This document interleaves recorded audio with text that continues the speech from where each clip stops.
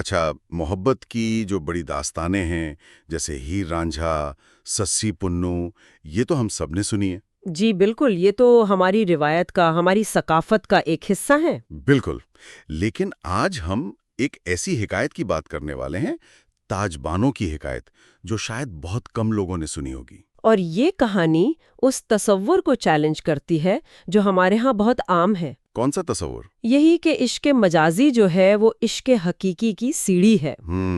یہ تو بہت سننے میں آتا ہے، لیکن یہاں ایک سوال ہے، کیا کائنات کا خالق جس نے محبت بنائی، کیا اسے دوسرے نمبر پہ آنا پسند ہے؟ بہت دلچسپ نکتہ ہے، اور آج ہم اسی سوال کے گرد گھومتی ایک کہانی کا گہرائی میں جائزہ لیں گے۔ تو پھر موضوع کیا ہے ہمارا؟ موضوع ہے ایک ڈاکو، ایک بہت حسین عورت اور خزانے کی تلاش۔ لیکن یہ عام خزانہ نہیں ہے۔ اچھا۔ یہ کہانی محبت، توبہ اور اصل قدر کیا ہے اس پر سوال اٹھاتی ہے، اور یہ ایک واحد حکایت پر مبنی مواد ہے۔ چلیں پھر شروع کرتے ہیں۔ کہانی کا جو مرکزی کردار ہے تاج، اسے تاج لٹھ باز کے نام سے جانا جاتا تھا۔ جی، اور یہ نام بھی بڑا دلچسپ ہے۔ ہاں، مطلب وہ دوران واردات اگر کوئی مزاحمت کرتا تھا تو اسے گولی نہیں مارتا تھا۔ اچھا۔ وہ اپنی بھاری بندوق کو نا لٹھ کی طرح استعمال کرتا تھا۔ اس سے لگتا ہے کہ شاید وہ جان لینے سے بچتا تھا، لیکن اپنا مقصد حاصل کرنے کے لیے کسی بھی حد تک جا سکتا تھا۔ بالکل، وہ خزانوں کا شکاری تھا، لیکن اس کی بہت بڑی کمزوری تھی۔ جی۔ اور یہی کمزوری اسے کہانی کی دوسری مرکزی کردار یعنی مہربانو تک لے آتی ہے۔ مہربانو کون تھی؟ مہربانو ایک بہت امیر تاجر کی بیٹی تھی، لندن سے پڑھی ہوئی، اور اس کے حسن کے چرچے ہر طرف تھے۔ تو ایک عام امیر زادی؟ نہیں، عام نہیں، اس کا ایک بہت عجیب مشغلہ تھا۔ وہ کیا؟ اسے مغرور قسم کے مردوں کو اپنے عشق میں مبتلا کر کے تڑپانے میں مزہ آتا تھا۔ یہ تو ایک طرح کی پاور پلے ہوئی۔ بالکل، وہ جانتی تھی کہ اس کا حسن ایک ہتھیار ہے اور وہ اسے بہت مہارت سے استعمال کرتی تھی۔ تو ایک طرف خزانوں کا شکاری، دوسری طرف مردوں کے دلوں کی شکاری۔ جی، تو تصادم تو ہونا ہی تھا۔ لیکن ان کا ٹکراؤ ہوتا کیسے ہے؟ یہ بہت دلچسپ ہے۔ ہاں، یہ براہ راست نہیں ہوتا۔ کہانی میں ایک تیسرا کردار آتا ہے جو بظاہر بہت غیر اہم لگتا ہے۔ مجھے لگتا ہے کہانی کا سب سے حیران کن حصہ یہی ہے۔ بتائیے ذرا۔ ایک دن تاج کہیں جا رہا تھا تو اس نے دیکھا کہ سڑک کنارے کچھ لوگ ایک آدمی کو مار رہے ہیں۔ پتہ چلا کہ وہ شخص مقروض تھا اور قرض نہیں دے پا رہا تھا۔ اب سوال یہ ہے کہ ایک ڈاکو جس کا کام ہی مال چھیننا ہے، وہ کسی کا قرض اتارنے پر کیوں راضی ہو گیا؟ بالکل، اس کے کردار میں یہ پہلی دراڑ کہاں سے آئی؟ شاید اس نے اپنی طاقت کا مظاہرہ کرنا چاہا ہوگا، سوچا ہوگا کہ چند سکے پھینک کر اس شخص کو اس کی وفاداری کو خرید لے گا۔ ہاں، ہو سکتا ہے، لیکن اس کا سامنا ایک ایسے شخص سے ہوا جس کی کرنسی ہی الگ تھی۔ اچھا؟ جب تاج نے قرض اتارنے کی پیشکش کی تو اس مقروض نے تاج کو پہچان لیا، اور اس نے جو جواب دیا وہ کمال تھا۔ کیا کہا اس نے؟ اس نے کہا، مجھے ان سے کچھ دن کی مہلت لے دو، لیکن میں تمہارے حرام کے مال سے اپنا قرض ہرگز نہیں چکاؤں گا۔ اوہو، یہ تو تاج جیسے شخص کے لیے بہت بڑی بات ہوگی۔ بہت بڑی۔ وہ حیران رہ گیا۔ اس نے طنزاً کہا، تم اس خدا کے حلال حرام میں پڑے ہو جو تمہیں سرے بازار پٹوا رہا ہے؟ اور یہاں کہانی کا رخ بدل جاتا ہے۔ جی، اس مقروض نے ایک کہکہا لگایا اور کہا، تخت پہ بٹھائے یا سرے عام پٹوائے، یہ میرے محبوب کی مرضی ہے۔ ہم تو اپنے محبوب کی ہر ادا پہ راضی ہیں۔ یہ وہ لمحہ تھا جب تاج کی دنیا، جو صرف چاہت اور حصول پر مبنی تھی، پہلی بار لرز گئی۔ اس نے پہلی بار کسی کو محرومی میں بھی اتنا مطمئن دیکھا تھا۔ اور پھر وہ مقروض سیدھا تاج کی سب سے بڑی کمزوری پر وار کرتا ہے، خزانوں پر۔ کیا کہتا ہے وہ؟ وہ کہتا ہے، تو بڑا خزانوں کا عاشق بنا پھرتا ہے، مگر یہ نہیں جانتا کہ اس دنیا کے تمام خزانے در حقیقت خدا کی صرف ایک تجلی کا پرتو ہیں۔ پرتو یعنی عکس، ایک ریفلیکشن۔ بالکل، یہ بات تاج کے لیے بالکل نہیں تھی۔ یہ بہت گہرا تصور ہے۔ مطلب تم جن سونے چاندی کے ڈھیروں کے پیچھے بھاگ رہے ہو وہ اصل چیز نہیں، وہ تو صرف ایک عکس ہے۔ اسی وقت پاس سے ایک بہت حسین عورت گزرتی ہے اور تاج اسے دیکھتا ہے اپنی عادت کے مطابق۔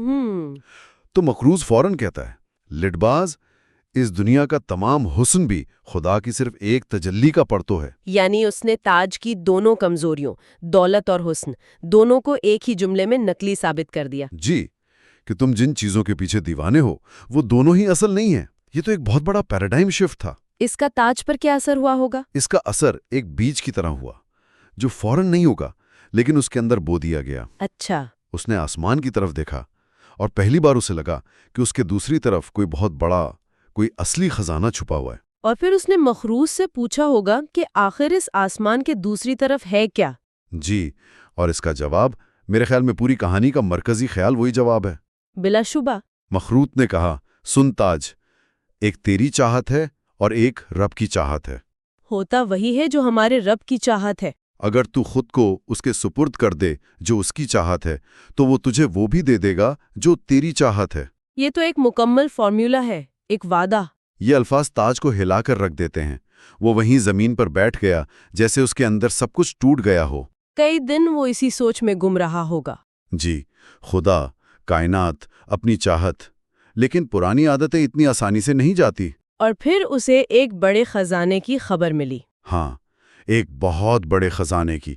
یہ خبر اس کے لیے ایک نشے کی طرح تھی، وہ خود کو روک نہیں پایا۔ اور ستم ظریف ہی یہ کہ وہ خزانہ مہربانوں کے باپ کے گھر میں تھا۔ بالکل، ذرائع بتاتے ہیں کہ ڈاکو کے لٹنے کا دن آ پہنچا تھا۔ واہ، وہ سمجھ رہا تھا کہ وہ لوٹنے جا رہا ہے، لیکن اصل میں وہ خود لٹنے والا تھا۔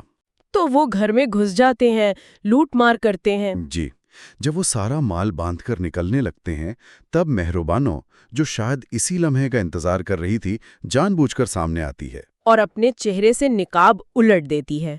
اور وہ منظر، تاج نے زندگی میں ایسا حسن نہیں دیکھا تھا، وہ بس دیکھتا رہ گیا۔ مہربانوں کو تو اپنی جیت کا یقین ہوگا۔ بالکل، وہ مسکرائی، تاج کے قریب آئی اور سرگوشی میں بولی، تاج، تم یہ سب چھوڑ کیوں نہیں دیتے؟ آؤ ایک نئی زندگی شروع کرتے ہیں۔ یہ تو کہانی کا فیصلہ کن لمحہ ہے، the point of no return۔ ایک طرف وہ سب کچھ ہے جس کا اس نے خواب دیکھا تھا، حسن، دولت، ایک نئی زندگی۔ اور دوسری طرف ایک مکروز کی کہی ہوئی چند باتیں ہیں۔ منطقی طور پر تو کوئی مقابلہ ہی نہیں ہے۔ کوئی بھی یہی سوچے گا کہ وہ فوراً مان جائے گا، لیکن اس کے اندر کچھ اور چل رہا تھا۔ اس نے آنکھیں بند کر لیں۔ ہاں، اور وہ سوچتا ہے، داکا زنی چھوڑ دوں، سچی توبہ، ایک نئی شروعات۔ یہ کیسی توبہ ہے جو خدا کے بجائے ایک حسین عورت کی بارگاہ میں ہو رہی ہے؟ یہ بہت اہم نکتہ ہے۔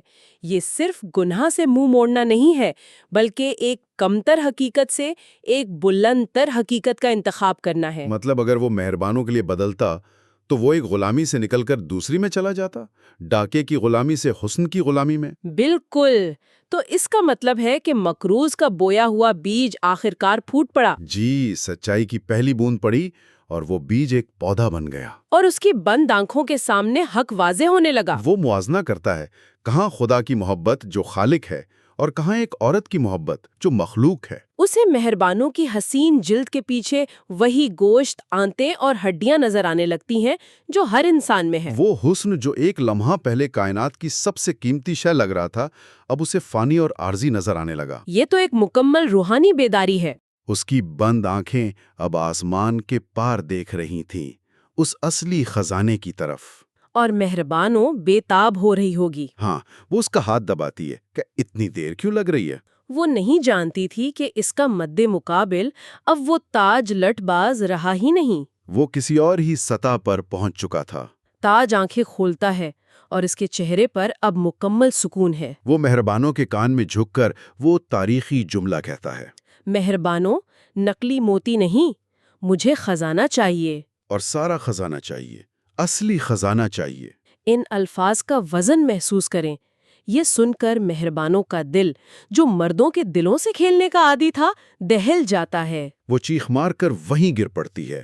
یہ اس کی زندگی کی پہلی اور سب سے بڑی شکست تھی۔ اور تاج وہاں سے باہر نکلتا ہے، اور جیسے ہی اس کے کانوں میں فجر کی اذان کی آواز پڑتی ہے، اللہ اکبر، خدا سب سے بڑا ہے۔ یہ الفاظ اس کے نئے یقین پر مہر لگا دیتے ہیں، اور بے اختیار اس کے ہاتھ سے بندوق گر جاتی ہے۔ وہ ہتھیار جو اس کی شناخت تھا، اب بے معنی ہو چکا تھا۔ جی، یہ بہت علامتی منظر ہے۔ اس کے پرانے کردار کی موت۔ لیکن کہانی یہاں ختم نہیں ہوتی۔ نہیں، ابھی مکروز کا وعدہ پورا ہونا باقی تھا۔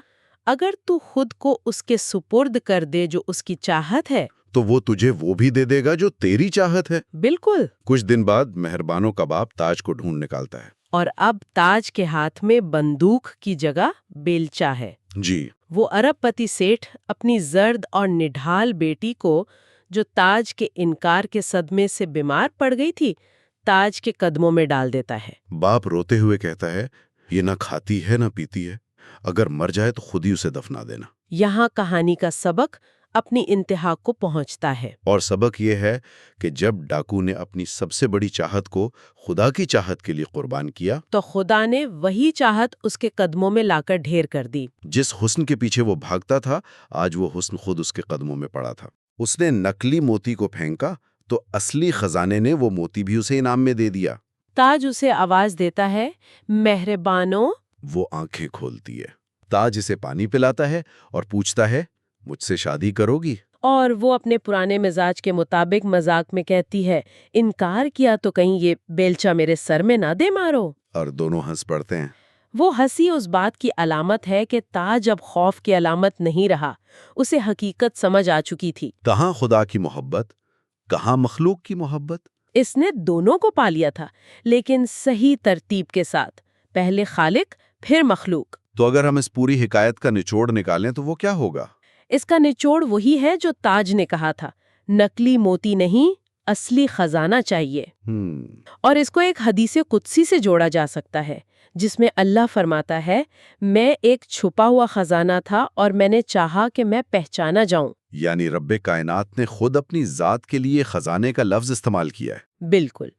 کہانی یہ بتاتی ہے کہ مہربانوں کا حسن بھی اسی خزانے کا ایک ذرہ تھا، ایک نقلی موتی جو اصلی خزانے کی طرف اشارہ کر رہا تھا۔ اور تاج کی عظمت یہ تھی کہ اس نے اشارے پر اکتفا نہیں کیا، بلکہ خزانے تک پہنچنے کی ٹھان لی۔ جی تو آخر میں سننے والوں کے لیے ایک سوچ چھوڑے جاتے ہیں۔ ضرور۔